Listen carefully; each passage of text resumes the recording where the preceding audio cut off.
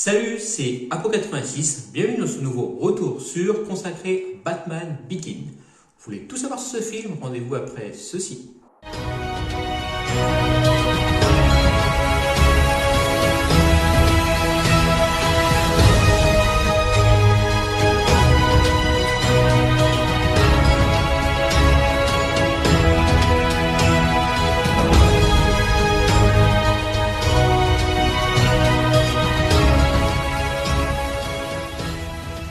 On reprend donc notre perspective Batman avec la 5e adaptation des aventures du Chevalier Noir de Gotham, Batman Begins. Nous sommes donc en 1996, la Warner, impressionnée par le travail de Joel Schumacher, et ce, une nouvelle fois sans attendre les retours de Batman et Robin, commande un troisième film au réalisateur.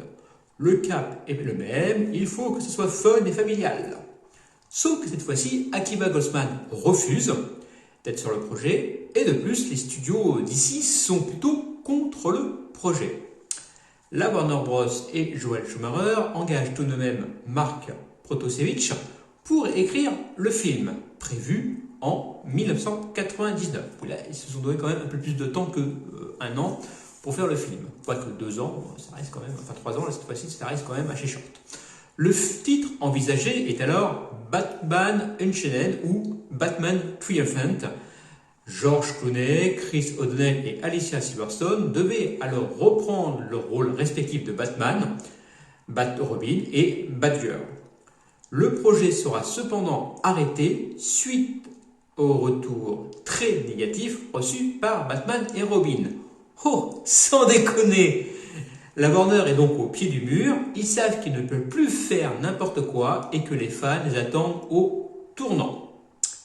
Celle-ci, à contre-cœur, fait donc du porte-à-porte en démarchant plusieurs réalisateurs, donc comme Joss Whedon, Darren Aronofsky et même les sœurs Wachowski. Le projet d'adapter Batman année 1 évoqué par Joel Schumacher depuis le Forever ressort donc des tiroirs, et il y a également un projet de faire un Batman vs Superman, mais pour DC c'est trop tôt. Ils considèrent qu'on peut encore raconter sur le Batman avant de partir sur un crossover. Bref, vous l'aurez compris, le projet patauge. Il faut comprendre en effet que le cahier des charges est assez drastique. Le film doit répondre aux attentes de la fanbase, qui veut un retour au film sérieux et plus proche de l'œuvre graphique. Et c'est un petit peu compliqué pour la Warner de trouver un bon réalisateur et un bon scénario pour coller à ça. En 2003, soit 6 ans après la catastrophique Batman et Robin, un jeune réalisateur du nom de Christopher Nolan, coniquement pour avoir réalisé 3 films, Following le suiveur en 1998, Memento en 2000 et Insomnia en 2002, frappe à la porte de la Warner. Celui-ci a un projet ambitieux. Ayant revisualisé les 4 films de Batman, il propose à la Warner de réinventer la franchise avec plus d'humanité et de réalisme. Bref, vous l'aurez compris, il veut faire un reboot car pour lui, les précédents films ont misé davantage sur le style que sur le côté dramatique du personnage de Batman en lui-même. Il souhaite pour cela s'inspirer du Superman de Richard Donner, sorti en 1978. Voici ce que déclarera Nolan à l'époque. Si vous regardez ce que Tim Burton a fait, il s'agit très spécifiquement d'un monde qu'il a créé et dans lequel Batman s'intègre. C'est une grande vision gothique qui est très cohérente. Avec le personnage de Batman et surtout dans les bandes dessinées, c'était un monde ordinaire que nous pouvions vivre à Gotham. Quand un habitant de Gotham voit Batman, c'est aussi extraordinaire que cela serait dans notre monde. Personnellement, je voulais un personnage extraordinaire ancré dans un monde ordinaire. Ce n'est pas ce que Tim a fait. Alors j'ai pensé que c'était une direction complètement différente à prendre. Cela montre à quelle vitesse les choses changent en industrie cinématographique. Mais conceptuellement, il n'y avait pas de redémarrage. Cette idée n'existait pas lorsque j'ai commencé à regarder Batman. C'est une nouvelle terminologie. Warner Bros. Avait le droit de ce personnage merveilleux et je savais pas quoi faire avec lui. Il avait atteint une impasse avec une itération précédente. La Warner, attirée par le projet et l'ébauche du scénario de Nolan, dit oui. Le réalisateur connaît l'œuvre graphique, mais il veut avoir l'œil d'un expert. Quand on connaît effectivement le perfectionniste de Nolan, c'est normal qu'il passe ce chemin-là. Donc il veut quelqu'un qui possède de vraies connaissances encyclopédiques du personnage et de son histoire. Il se met donc en quête de cette personne, et c'est bien sûr David S. Goyer que son choix va vite se porter. Le scénariste américain était effectivement aux commandes du scénario donc des 2 films Blade, qui avaient tous 2 eu leur petit succès au cinéma. Le hic, c'est que Goyer est sur le point de tourner le 3e Blade, donc Blade Trinity, et a peu de temps à consacrer à Nolan. Il finit toutefois par accepter, attiré par le projet ambitieux du jeune réalisateur. Les 2 hommes s'installent donc dans le garage de Nolan et réfléchissent pour faire un reboot. 2 chemins sont possibles pour faire un reboot de Batman. Soit partir très loin dans le futur, soit revenir aux origines même du Batman, et c'est ce choix que retiendra Nolan, effaçant ainsi toutes les références des 4 premiers films. Goyer bosse donc sur un scénario en parallèle de Blade Trinity et pondra un scénario au bout de 8 semaines. Il dira avoir travaillé comme un fou à tel point qu'il a failli mourir de fatigue. Les 2 hommes se mettent en effet à bosser comme des dingues, déjà sur le trailer. Ils ne veulent pas que le public voie à quoi ressemble Batman avant le film. Le trailer sera donc basé sur des images historiques, rappelant le passé de Bruce Wayne et le meurtre de ses parents, avec un parallèle entre l'enterrement de J.F. Kennedy et le meurtre des parents de Bruce Wayne. Il faut également que le film parle de la relation entre Bruce Wayne et la chauve-souris, qu'on l'on voit l'enfance de Bruce Wayne sans en dire trop. Bref, le projet est ambitieux, je me répète, mais il doit rester secret. Rien ne doit fuiter. Nolan réfléchit à tout, du design du costume du Batman à la Batmobile qu'il veut réaliste. Il exigera même que ce soit un vrai véhicule, n'étant pas fan, vous le savez bien, des créations numériques déjà à l'époque. Nolan veut également raconter 3 films, qu'il baptisera la trilogie Dark Knight. La Warner dit oui, à condition que le premier film marche, bien sûr. Donc, après avoir eu tous les feux verts, Nolan s'occupe du casting. Pour le rôle principal de Bruce Wayne, Nolan et les producteurs du film hésitent, avant que Christian Bale soit engagé. Christopher Eccleston est engagé pour incarner Jonathan Crane. Le rôle reviendra cependant à Cillian Murphy, qui avait également auditionné dans le rôle de Bruce Wayne. Pour incarner Rachel Dave, personnage créé spécialement pour le film, qui n'existe nulle part dans les comics, Natalie Portman, Amy Adams, Reese Witherspoon, Rachel McAdams, Claire Danes et Sarah Michelle Gellar sont envisagés avant que le rôle ne revienne à Katie Holmes. Pour Ra's al Ghul, c'est Liam Neeson qui obtiendra le rôle. Kurt Russell, Chris Cooper et Dennis Quaid sont envisagés pour le rôle du commissaire James Gordon avant que Gary Oldman ne soit choisi. Ce dernier devait être à la base incarné donc un des méchants. Pour le rôle de Alfred, le premier choix était Anthony Hopkins qui refuse le rôle au profit de Michael Caine. Quant à Lucius, le premier choix était Lawrence Fishburne avant que Morgan Freeman ne soit choisi. Le tournage débute donc en mars 2004 en Islande. Certains décors extérieurs de Gotham sont créés dans un hangar à Cardington en Angleterre. On a donc abandonné plutôt les studios originaux. Le Medmontour, château anglais du 19e siècle, sert de décor au manoir Waynes. Et le tournage a lieu dans d'autres villes des Royaumes-Unis, ainsi qu'à New York, Washington et Chicago pour le côté ville de l'Est des États-Unis de Gotham. Toutes les équipes sont séparées afin que le film ne fuite pas. C'est vraiment, Nolan a vraiment fait tout gérer de A à Z.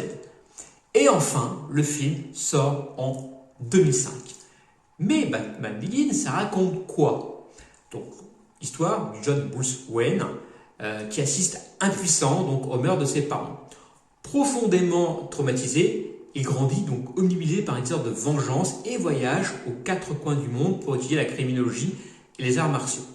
La Ligue des Ombres, une secte de guerriers ninja dirigée par Ra's al Ghul, se chargera de son entraînement physique. De retour à Gotham, le jeune homme découvre que la gestion de Wayne Enterprise, dont il est l'héritier, est confiée à son oncle, et que Gotham est pourri par le crime et la corruption. Opérant depuis le sous-sol du manoir familial avec l'aide de son majordome Alfred Pennyworth et de Lucius Fox qui travaille pour Wayne Enterprise, Bruce met alors ses compétences de combattant et son argent au service de la justice. Le jour, il sera donc Bruce Wayne, jeune milliardaire excentrique dirigeant de loin son entreprise, et la nuit, il se lancera dans la lutte contre le crime sous l'identité de Batman. Mais bientôt, son passé trouble le rattrapera et devra faire face à la plus grande menace que Gotham n'ait connue. Alors, est-ce que ce Batman Begins est un bon film? Eh bien, oui. Même si le film n'est pas sans défaut, ça on va y revenir après, le film redore quand même le blason de Batman au cinéma. Le scénario tient la route, la réalisation de Nolan est aux petits oignons, les acteurs sont bien choisis et impliqués, les effets spéciaux sont beaux. Je rappelle qu'aucune scène n'a été réalisée numériquement car Nolan déteste ça. La photographie représente bien l'univers pourri et gothique de Gotham. Et surtout, on se centre sur le personnage du Batman, chose qui avait été un petit peu oubliée sur les premiers films. Cependant, comme je vous dis, le film comporte, comme je vous dis, quelques défauts. La mise en scène, déjà, notamment au niveau de certaines séquences d'action, le coupage un petit peu brut, qui affecte certaines scènes de bagarre, et rend celle-ci plutôt confuse, bien que l'on puisse parler de choix volontaires, puisque pour certains moments, comme pour la première apparition de Batman, donc de Christian Bale plutôt, en costume Batman, qui est vraiment impressionnante et voulue comme ça par Nolan. Il voulait effectivement que les gens aient la surprise de voir ce Batman apparaître comme si en fait il apparaissait dans la salle du cinéma. Ce récit se voit également affecté par quelques choix de surexplication narrative, peut-être effectivement le défaut récurrent des films de Nolan. Il aime bien faire parler ses personnages, il va faire traîner en longueur. Et pour un film comme Batman, ça colle pas forcément bien. Le film traîne également un petit peu en longueur, surtout dans la partie initiative de Bruce Wayne. Et il comporte, bien sûr, quelques écarts par rapport à l'œuvre graphique. Après, est-ce qu'une adaptation de film au comics, ça, c'est autre chose. Donc, il y a quelques petits écarts, comme par exemple l'asile d'Arkham, je vais y arriver, qui n'est pas situé normalement au milieu du quartier, mais sur une île. Même si là, effectivement, on voit que c'est séparé par des ponts-levis. Lucius Fox, non, je m'en je m'en excuse, ne sait pas normalement dans le comics que Bruce Wayne est Batman, même si au bout d'un moment il le devine, alors que dans le film il le sait. Dans les comics, Bruce Wayne ne s'est jamais retrouvé emprisonné en Asie et Ra's al Ghul ne l'a pas accueilli dans son top pour l'entraîner. Il a été entraîné dans des monastères en Inde, en Extrême-Orient, mais on ne sait pas, jamais c'est dit qu'il a été formé par Ra's al Ghul. Donc en fait, les origines de Batman sont propres à ce film, même si effectivement il est un petit peu basé sur année 1. Et d'ailleurs, quand on parle de année 1, James Gordon arrive à Gotham en même temps que Bruce Wayne, et ce n'est pas lui qui a recueilli le jeune Bruce Wayne au poste de police, même si effectivement, dans certains comics, il y a plusieurs arcs narratifs qui divergent, et qu'on le voit dans certaines versions, mais normalement, dans la version originale du Batman, Gordon arrive en même temps que Bruce Wayne à Gotham. Et du coup, d'ailleurs, le Gotham un peu pourri, et c'est ce qui fera de lui Gordon. Mais bon, si on omet ces petits détails, on peut apprécier la nature plutôt solide du divertissement qui, franchement, nous est proposé dans ce Batman Begins. Après le gothique exacerbé chez Burton, puis l'overdose visuelle de Schumacher, Nolan se focalise sur l'urbanisation de Gotham, avec son côté très impressionnant, très vieille ville de l'Est des USA, donc se retrouvant contrebalancé par d'autres décors extérieurs naturels, comme lorsque Wayne est au Tibet.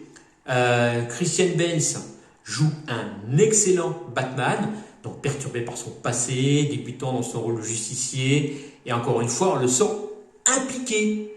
Quant aux autres acteurs, ils sont juste parfaits dans leur rôle. Bref, le film fut extrêmement bien reçu par la fanbase. Les critiques également l'ont bien reçu. Le film fait un total de 1 500 332 entrées en France, plus de 374 millions de dollars au box-office, soit 150 millions de bénéfices pour la Warner. Bref, Nolan a réussi son pari et c'est l'un de 71 sur 100 qu'il reçoit sur Metacritic, 8 sur 10 sur Captain Watch, notre partenaire. Quant à moi, je vais lui mettre la note de 7 sur 10, car même s'il redore l'image du Batman au cinéma, ce film est loin d'être parfait. J'en ai fini donc avec ce retour sur Batman Begins, un petit peu long, je m'excuse d'avoir également bafouillé, mais il y avait quand même à dire sur ce film. Donc maintenant à vous, dites-moi ce que vous pensez de ce film en commentaire et à la prochaine. Salut!